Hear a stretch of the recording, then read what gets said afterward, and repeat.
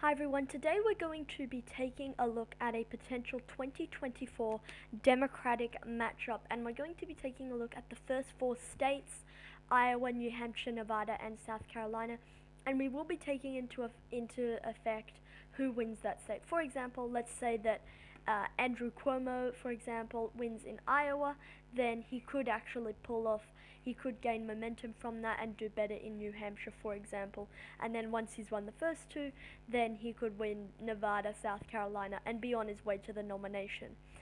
But obviously, momentum is quite difficult to predict, but I'm going to try my best based on who's going to win Iowa and how that might affect the rest of the race. Uh, so what I'm using the 2020 delegate map 4750.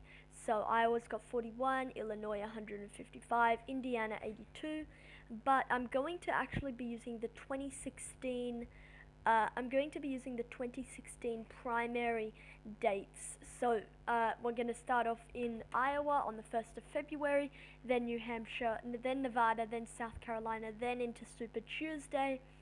Um, and it keeps going on because actually in the 2020 primaries, let's go ahead and take a look at that. In the 2020 Democratic Party presidential primaries, all of the dates pretty much just got moved around a lot because of coronavirus, especially towards the end. You had a lot of people voting when normally they wouldn't be voting. So we're just going to go with the 2016 dates for all of the different contests. So starting off in the state of Iowa, the 1st of February, we're going to assume, given the calendar's obviously not out yet for 2024. My prediction right now in the delegate distribution, I see Stacey Abrams. Oh no, sorry, I decided not to include Stacey Abrams in the end. So that means we'll be going with Kamala Harris with 3 delegates, a total of 3 delegates. Andrew Cuomo with 2 delegates. There you go. Pete Buttigieg with 9 delegates. So right now Buttigieg would be winning. Amy Klobuchar with 7 delegates. All right. Pete Buttigieg with 9, and then Elizabeth Warren with 11 delegates. So now it's a Warren state, and Ocasio-Cortez with 7 delegates. Now I did first include Stacey Abrams with 2, but right now we're going to increase Kamala Harris by 1 delegate, and we're going to increase Mayor Pete Buttigieg by 1 delegate. So that's the first state, Iowa. So you can see I'm going to predict Elizabeth Warren, if she does indeed decide to run in 2024, wins with 11 delegates. In second place, Pete Buttigieg with 10 delegates. In third place, Ocasio-Cortez with 7 delegates, tied with Senator Klobuchar at 7 delegates, Kamala Harris with 4 delegates, and Andrew Cuomo with 2 delegates. So some people might be surprised that I don't have Kamala Harris higher, given that she's sort of floated as the presumptive Democratic frontrunner, or a presumptive Democratic frontrunner in the 2024 election. And I think that if she is Biden's VP, then she might be able to take some delegates away from Klobuchar and Buttigieg and Warren and Ocasio-Cortez and Cuomo. But basically, where I see each of these people getting their main support, Cuomo, I see him getting support, not that much, but a little bit from sort of Democratic Party loyalists, sort of the sort of coastal, like, you know, people who were, happy with his handling of the coronavirus pandemic, which obviously I have some problems with, but he has been painted as sort of a, resistance hero to Donald Trump. Next, we've got Kamala Harris. So Kamala Harris is interesting, and maybe I should have her, maybe I should give her an extra delegate, possibly coming from Mayor Buttigieg. Um, at the same time, I don't know. I just think Harris, she is presumed to be the front runner for the Democrats in 2024. And even if she is Biden's VP, uh, I don't think she's going to have much institutional support in Iowa, and given how poorly she's going to be doing in Iowa in 2016, uh, she would be getting 12% of the vote. So it's sort of hard to say, but I think maybe on her own, I think she might be able to do better. But when you look at some of these other stronger candidates like Buttigieg, Klobuchar, um, I think both of those, given they ran generally considered to be better than thought successful campaigns, whereas Kamala Harris' campaign was not as successful as people had thought it would be. Uh, I think Buttigieg and Klobuchar are probably going to do better. Obviously, both Buttigieg and Klobuchar are from the Midwest. Harris could be presumed to be, coastal elite in California. Someone who I think maybe I'm overestimating a bit is Ocasio-Cortez, and I think it's going to matter very greatly who Senator Bernie Sanders throws his support behind, because if Warren and Ocasio-Cortez both decide to run, I would probably be surprised, given Bernie doesn't have anything to lose really. I would be surprised if Bernie throws his support to Warren, if he does not throw his support to Warren or Ocasio Cortez. I think. I think if he had to choose right now, it would probably be Ocasio Cortez, which could give her a bump. But I think Warren still's going to have a lot of that support from her 2020 run that she can carry into her 2024 run. And obviously, if Warren gets Bernie's endorsement and Harris gets Biden's endorsement, as Harris being Biden's VP, then you could have a sort of Warren Harris clash sort of towards the end with sort of, the 2020 Bernie Biden 2.0, where Harris takes Biden's place and Warren takes Sanders's place. But the reason why I think Ocasio-Cortez is going to get at least a bit of support is because the Bernie people who are really angry with the Warren, and I think a lot of those would go to Ocasio-Cortez because, I mean, who is there to go to? They're not going to go for any of these centrist people, Buttigieg, Klobuchar, Harris, or Cuomo. So I think if they're not really happy with Warren, then I think they could go to Ocasio-Cortez. But a lot of that more progressive support that Warren had, and I think some Bernie people who are worried Ocasio-Cortez doesn't have as much experience, I think they could go to Warren, which I think you could see a clash between Warren and Ocasio-Cortez for, where the heart and soul of the party is in terms of progressives. Is it with the old guard Elizabeth Warren, or is it with the new guard Ocasio-Cortez? And you could see who's trying to, these two could get in a battle for the hearts and minds of progressive voters. And this is one of the reasons why I think in this scenario where you've got Warren, Ocasio-Cortez, Buttigieg, Klobuchar, Harris, and Cuomo, who are all viewed as likely 2024 players, I think this, in Iowa, you could sort of say that you could, maybe 60% are more moderate. Maybe in 2020 you could say 60% of voters more moderate, 40% more progressive. I think the progressive faction is likely to grow, and that's why I think all these different centrists, Buttigieg, Klobuchar, Harris, and Cuomo, all splitting up that centrist vote, which might be a bit less than in 2020, won't do them any favors and could help Warren and Ocasio-Cortez do better. Buttigieg, I think, will do quite well in Iowa. Maybe not first place, but still could do. He definitely could do first place if he wants to. But I think he'll probably do about the same as he did in 2020 if he does decide to run in 2024. Except if he decides to go for a Senate or a governor's office, or even run for Congress, I think that would be better for Buttigieg rather than just sort of staying mayor of South Bend, Indiana, or I'm not even sure if he is mayor of South Bend, Indiana, but he should sort of run for something higher. And then one of the big things about Buttigieg in 2020 was his experience, and that was one of the things holding him back. And so if he can get more experience as, even just, a few years as being senator would do wonders for him in terms of that, and might cut into some of that narrative from maybe people like Warren could bring up experience. People like Klobuchar could bring up experience. Definitely people like Cuomo, governor of New York, definitely could bring up experience to try and cut into Buttigieg's margin. So that's Iowa, and I took a bit longer than I had expected with that. But moving on to the state of New Hampshire, if it's gonna let me, there we go. In the state of New Hampshire, let me just check my notes here.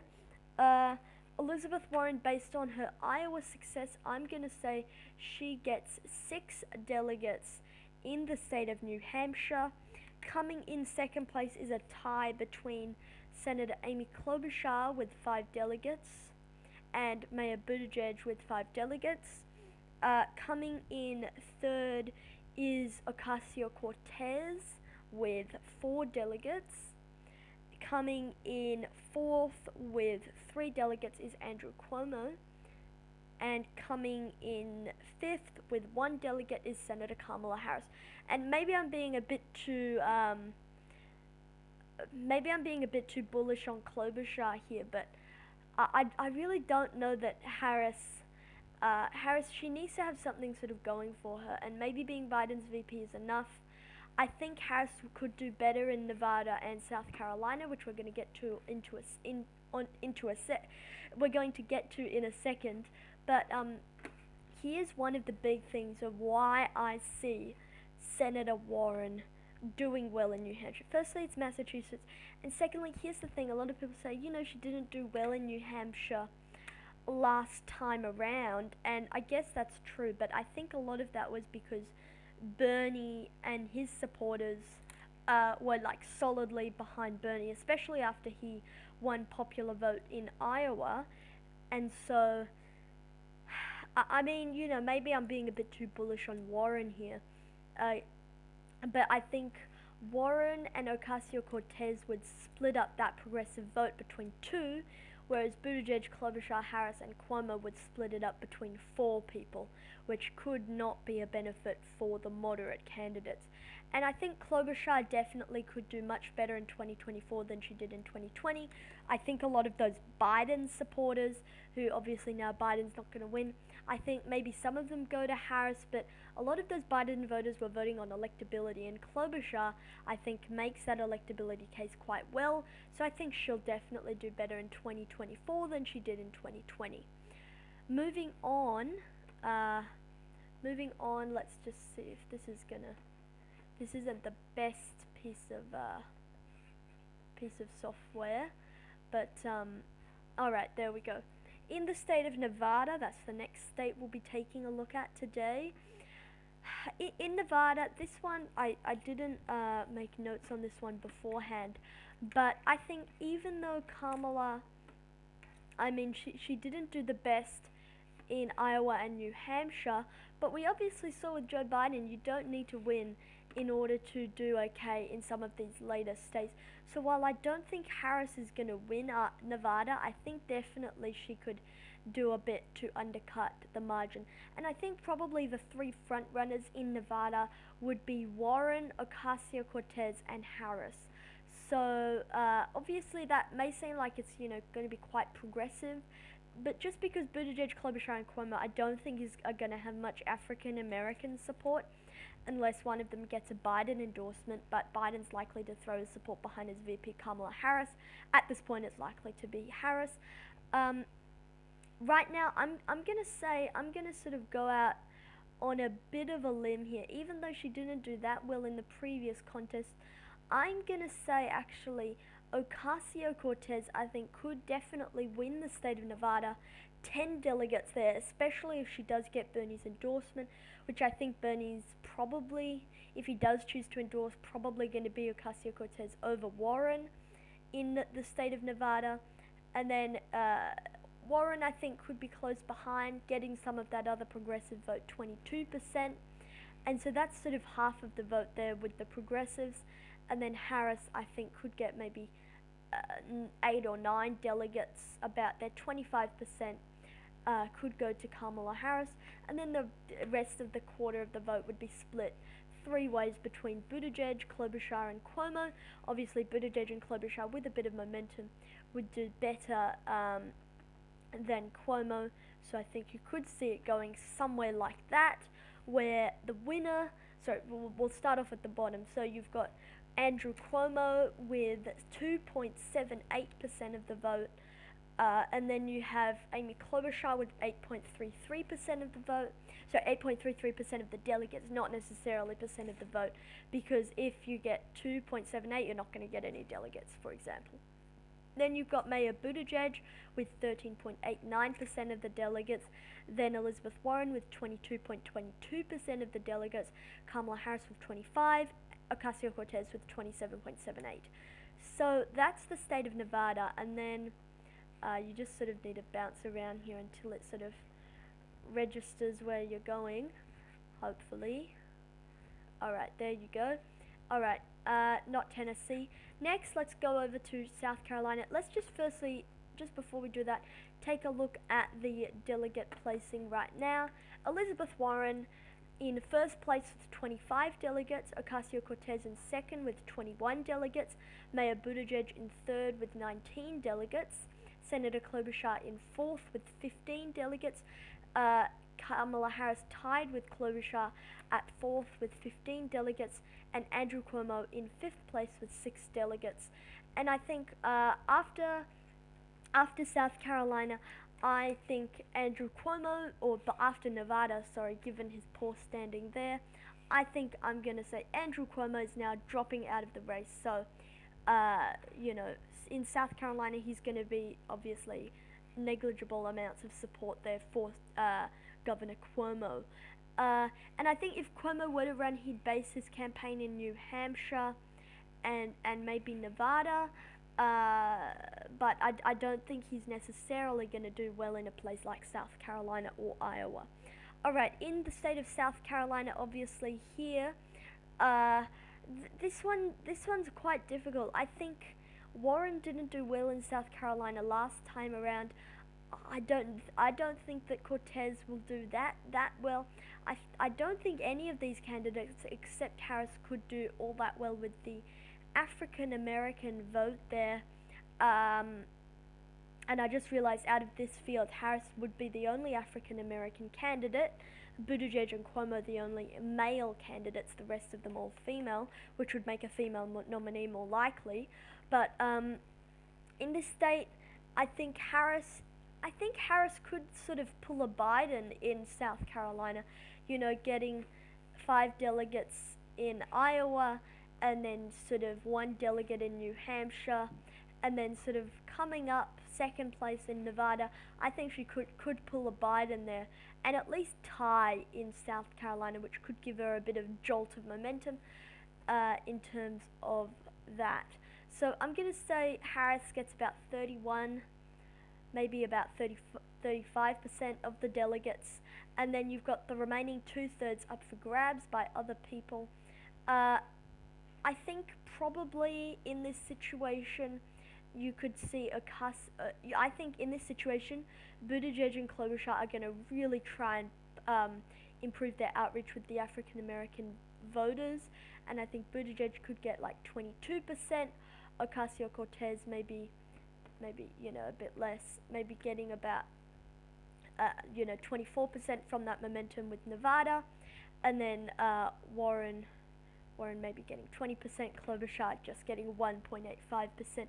Well, I think Klobuchar could do a bit better just because of her electability case that she can make. So maybe some of that could go back there. You can play around with this app. It's quite good.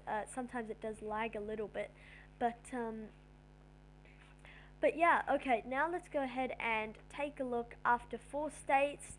The winner in Iowa, Senator Warren. Winner in New Hampshire, Senator Warren. Winner in Nevada, Congresswoman Ocasio-Cortez. Winner in South Carolina, Senator Harris. So, at the end of the day, we have Senator Warren in first place with 36 delegates. Ocasio-Cortez in second place with 33 delegates. Tied with Ocasio-Cortez, also in second place, is Senator Harris with 33 delegates. In fourth place, Mayor Buttigieg with 29 delegates. And in fifth place, Senator Klobuchar with 18 delegates. and in 6th place, Andrew Cuomo, who's now dropped out of the race. Okay, so obviously you can just see there's just a tiny sliver there of the delegates that have already been assigned, but most of the delegates have not been assigned yet, and we'll be coming back with more 2024 election coverage of the Democratic and Republican primaries, my predictions based on momentum and everything else. So tomorrow we'll be taking a look at Super Tuesday, Alabama, American Samoa, Arkansas, Colorado, Georgia, Massachusetts, Minnesota, Oklahoma, Tennessee, Texas, Vermont, and Virginia. Who's going to win? We're going to be taking a look at all of that. Thank you so much for watching, guys, and I hope to see you all in the next one. Thank you for watching, and good night.